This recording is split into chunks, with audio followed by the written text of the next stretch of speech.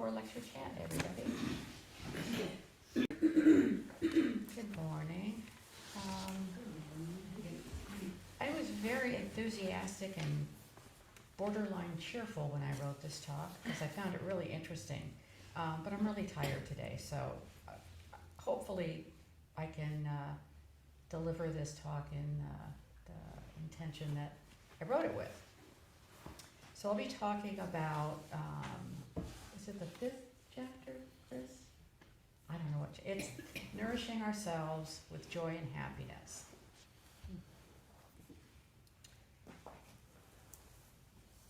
I find the physiology of breathing really interesting, and I think it's just because in the kind of work I did as a physical therapist, we used breath work a lot in working with people, whether it was because they were anxious or they were in pain or anticipating pain, but getting someone focused on their breathing was really a valuable tool. And what's interesting about breathing is that it's one of the few bodily functions that can be voluntary or involuntary. Our involuntary respiratory rate is controlled by the medulla oblongata based on how much oxygen is in the blood, how much CO2, what the pH is, and so it will adjust the rate of respiration accordingly. So there are two phases in the respiratory cycle: inspiration, where you take air in, and expiration, where air leaves the lungs. The muscles that are involved during normal inspiration and expiration are the diaphragm, which is right here at the bottom of your rib cage, and the external intercostal muscles, which are just these little teeny muscles in between your ribs. And what those muscles do is expand the rib cage, so your lungs have room to expand with air. And the diaphragm, when it contracts, it actually pulls down, so it again creates more space for your lungs to inflate. I always found it really interesting that inspiration, breathing in, is voluntary. Expiration is actually passive. What happens is the lungs fill with air during inspiration, and because they're very, very elastic, as soon as air stops coming in, they recoil. They just relax back into their normal position, and that's why the air comes out.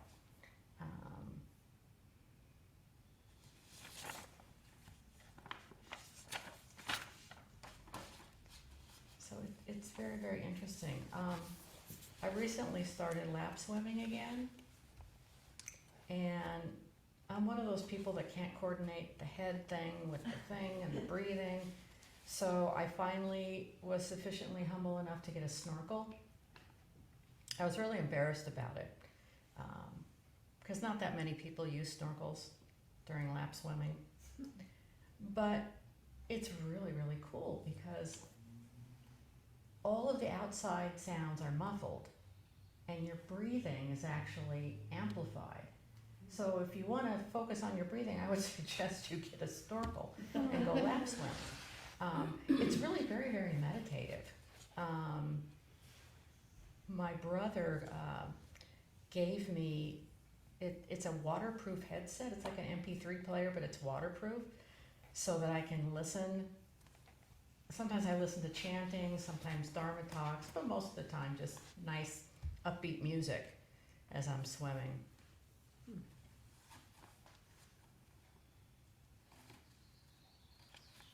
So this 5th breathing exercise that Thich, Nhat, Hanh is telling us about helps us connect our breathing. And here's an example of a few of the exercises. Breathing in, I know that I have 2 good eyes. Breathing out, I feel joy.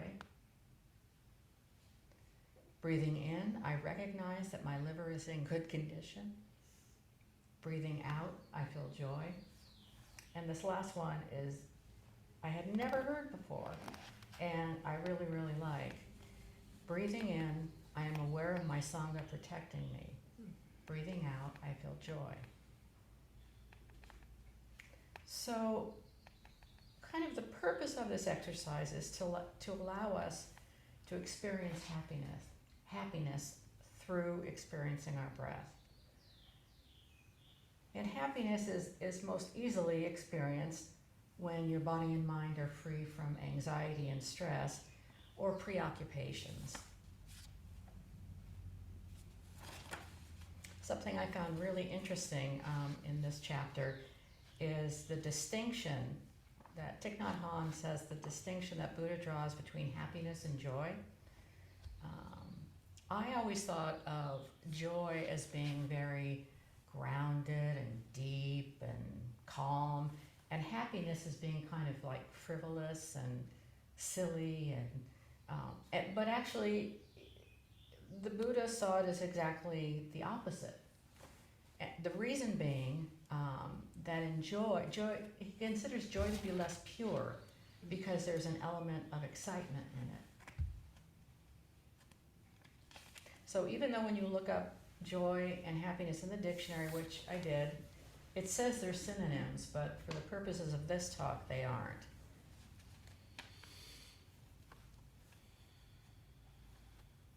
So Thich Nhat Hanh is not saying that, happiness is better than joy, or they work together.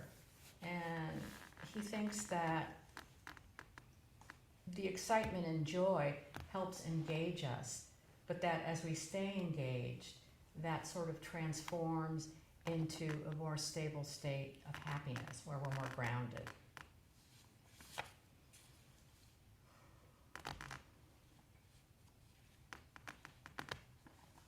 The other interesting thing about the physiology of breathing, and this is one of my favorite things, is like when science catches up to what we've been doing and we can rationalize why things work.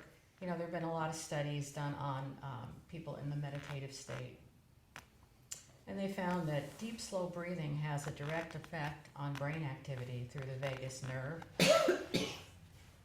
The vagus nerve follows a path from the brain to the abdomen and activates a relaxation response that calms you. This is why it works to use your breath, focusing on your breath, to remain or regain a feeling of calm. Slow your heartbeat, stabilize your blood pressure, and just generally calm yourself when you're feeling anxiety, anger, or stress in difficult situations. And because of the plasticity of the brain, you can change and remold your breathing by practicing deep, slow breathing exercises.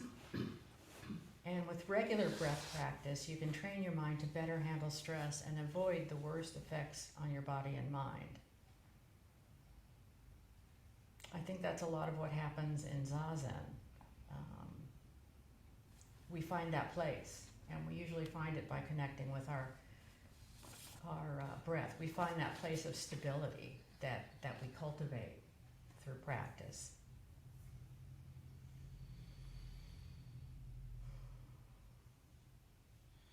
So I was mentioning earlier that I use breath technique a lot in my work. People tend to hold their breath when they're anxious or they're anticipating pain or something uncomfortable. So getting people to count, which you end up exhaling when you count, or just focusing on their breath, and especially people who have respiratory problems, it's really, really helpful because frequently they fall into a pattern of really inefficient breathing because of their disease process, and you can actually gain back some function by focusing on the mechanics of breathing.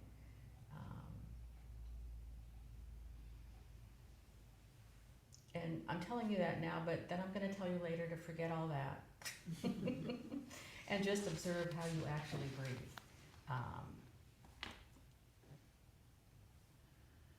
So the first two exercises were designed to nourish us with joy and happiness.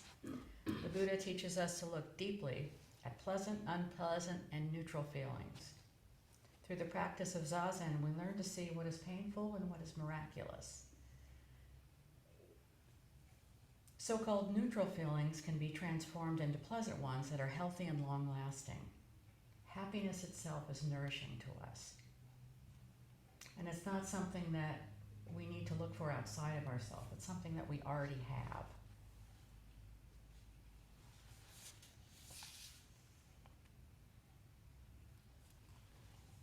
So nourished by happiness and meditation, we become tolerant, at ease, and compassionate with ourselves and others.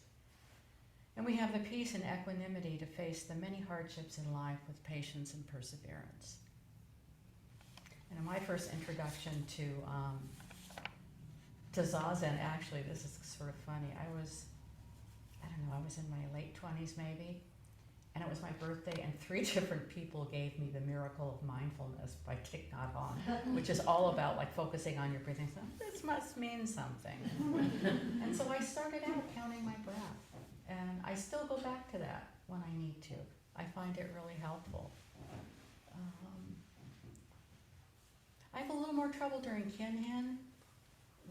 It's like swimming. It's like, something's moving and I have to breathe, and, so I just kind of let things happen. I don't focus that much on my breath during Hanh. So now that I've told you all about the mechanics and the physiology, I'd like to lead us in it's about 5 minutes of a meditation practice with breathing. That's actually, the purpose of it is for you to learn to observe your own way of breathing, not to make your breathing a certain way. Okay. So this practice is to get you to explore how your breath feels when it does what it does, how it flows through you. There's not a right way to breathe. We're just trying to tap into our own inner guidance and tune in to how our breath flows when you let it flow as freely as possible. With that in mind, get into whatever posture feels best to you. Be sitting, lying down, standing. Whatever posture feels like it would help you breathe most freely. And trust what your body wants and needs.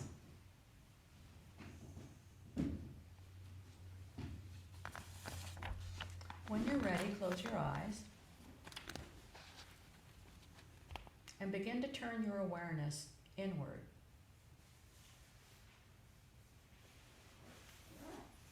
Tuning into your breath.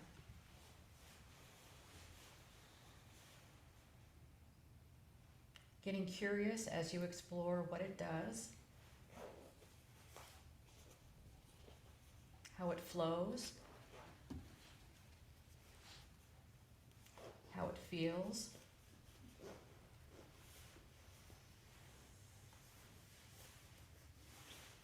Do you allow your stomach to be so loose that it may expand? Do you feel a stretch in your rib cage?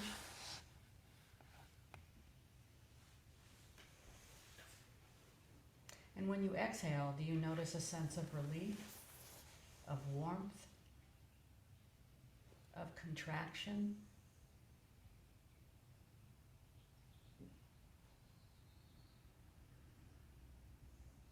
Notice what happens when you let the breath move however it wishes to move, without controlling it, without trying to adjust it.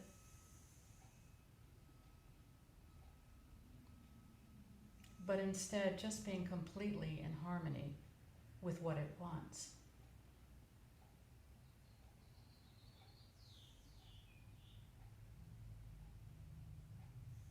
Perhaps some breaths will wish to feel very deep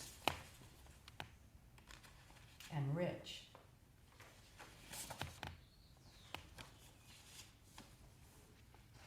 While other breaths may wish to feel more shallow and easy.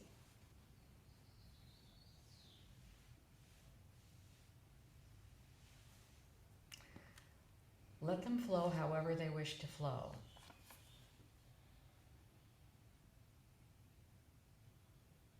Staying curious and observant.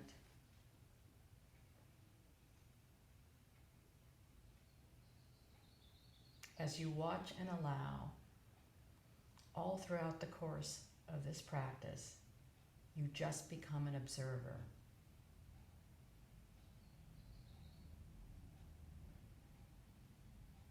An observer and an allower of your breath.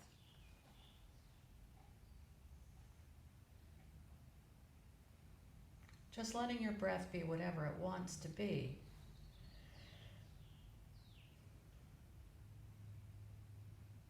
Giving your breath full freedom to be whatever it wishes to be.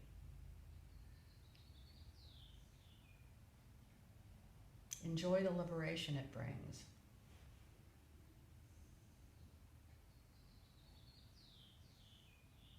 Now on your next breath in, allow yourself to breathe in extra deeply. Stomach and rib cage fully expanding. Hold your breath momentarily when you reach the top.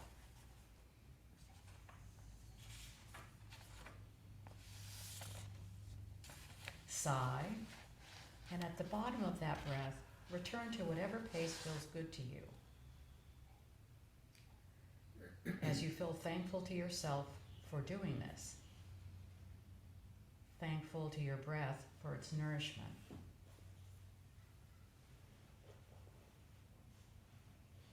And when you are ready, begin to wiggle your fingers and toes. Roll your shoulders nice and gently. And open your eyes back to the world around you.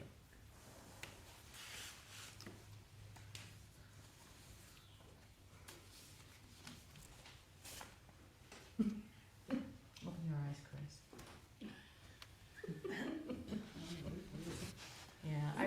I listened to a lot of these guided meditations. I just especially liked that one. So I think that's all for me. I'm wondering if, wait, you're giving me, I did 20 minutes. Yeah, no.